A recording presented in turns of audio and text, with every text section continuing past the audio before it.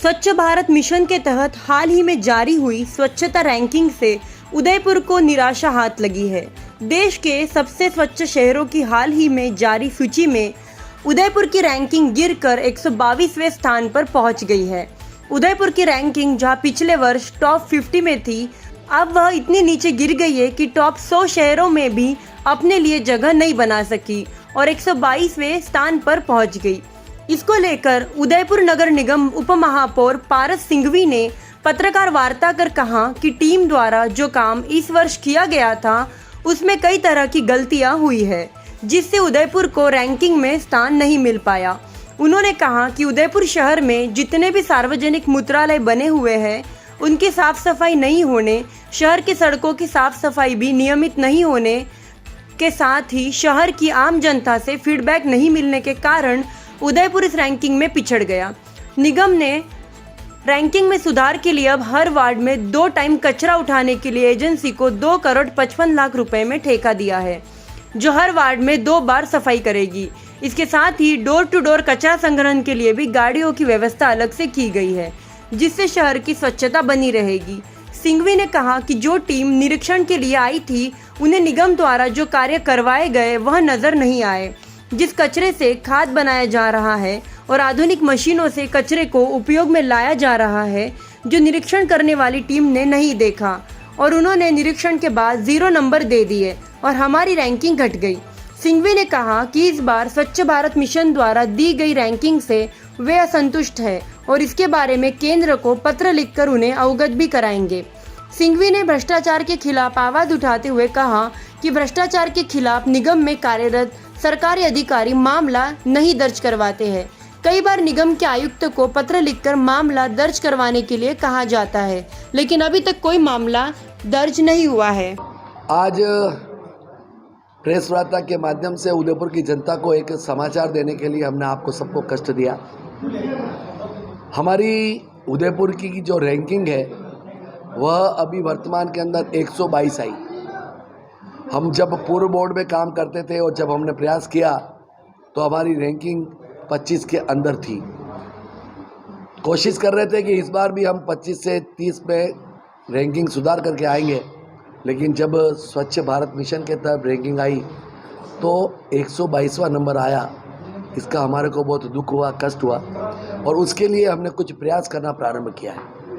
मैं आपको जानकारी दे दूं कि हमारे 70 वार्डों के अंदर जो हमारे सफाई सैनिक बंधु बहन कचरा निकालने के पश्चात जो कचरा स्थान पर कचरा एकत्रित करते हैं, उसे व्यवस्थित रूप से दोनों टाइम कचरा उठता नहीं था।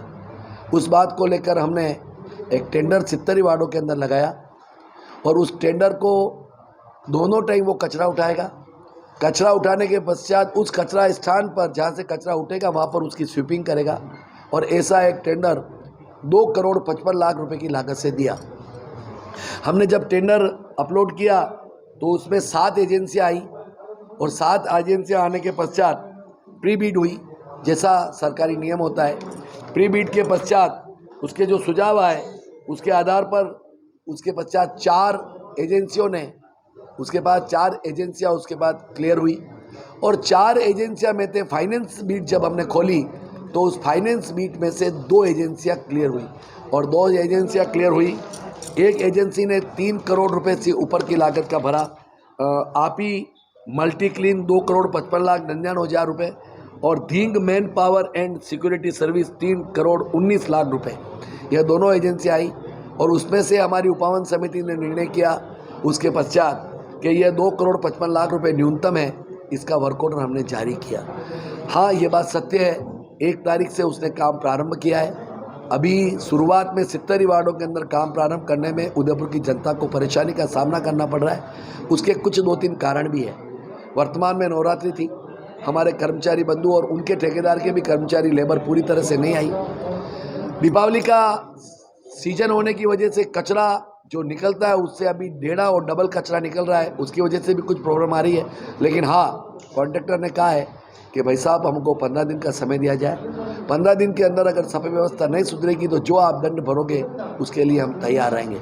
हमारे डोर टू डोर जो 70 वार्डों के अंदर एजेंसी काम करती है उसके निमित्त भी हमने 4 एजेंसियां हमारी काम करती हैं डोर टू डोर में, और 4 एजेंसियों के अंदर एक हमारी फिनिश संस्था है, दूसरी हमारी नागेंद्र राय प्राइवेट लिमिटेड है, तीसरी ठाकुर इंटरप्राइजेज है, और चौथा है हमारा सर्जन सुप्रीम एजेंसी है। इन 70 वार्डों के अंदर हम 4 एजेंसियों के द्वारा हम कॉन्ट्रैक्ट बेसिस के आधार कचरा तो डोर टू डोर कलेक्शन करवा रहे हैं। ये बात सत्य है कि जो पहले राशि आती थी वह राशि अब कम आई है। वह इसलिए कम आई है कि पहले यहाँ से वो ऑटो कचरा खाली करने के लिए टेंची ग्राउंड पे जाता था, अब वह कचरा संग्रहण केंद्र जो यहाँ पर बना हुआ है अपने सिख कॉलोनी के बाहर, वहाँ पर वो जाता है, उससे डीजल उसका कम आता है। इसलिए जो राशि पहले कर जाती थी 86,000 से 87,000 रुपये, वह राशि घटकर अब 56,000 रुपये पे आ गई है। और मैं आपको एक जानकारी और देना चाहता हूँ, रैंकिंग कम होने का कारण 3 कारण है।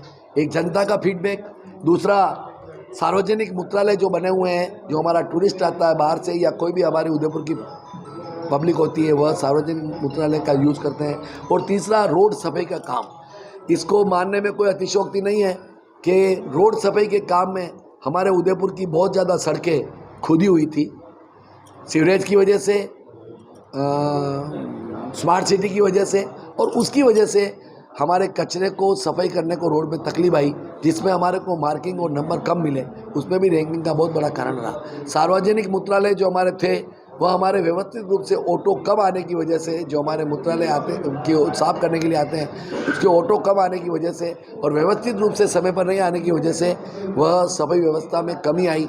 उसकी वजह से भी हमें मार्किंग कम हुई, और पब्लिक उदयपुर की बहुत अरमानों के साथ में स्मार्ट सिटी का चयन किया, लेकिन कोविड कालखंड और समयावधि पर पूरा काम नहीं होने की वजह से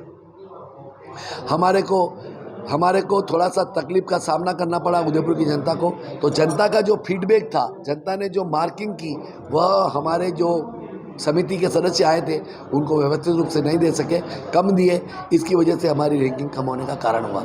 एक मैं आपसे निवेदन करना चाहता हूँ, बहुत सारा काम इस बोर्ड में करवाने का प्रयास किया है, लेकिन हाँ अभी बहुत कुछ करना है, कमियां हैं, उसको सुधारने का काम हम कर रहे हैं। मैं आपके चैनल के माध्यम से यही निवेदन करना चाहता हूं, जनता से भी हाथ जोड़कर निवेदन करना चाहता हूं, आप हमारे ऑटो में कचरा डालें। अगर कोई कमी है तो हमारी एप्लीकेशन है उस पर आप हमें मैसेज भेजें, उसकी निश्चित रूप से निस्तारण होगा।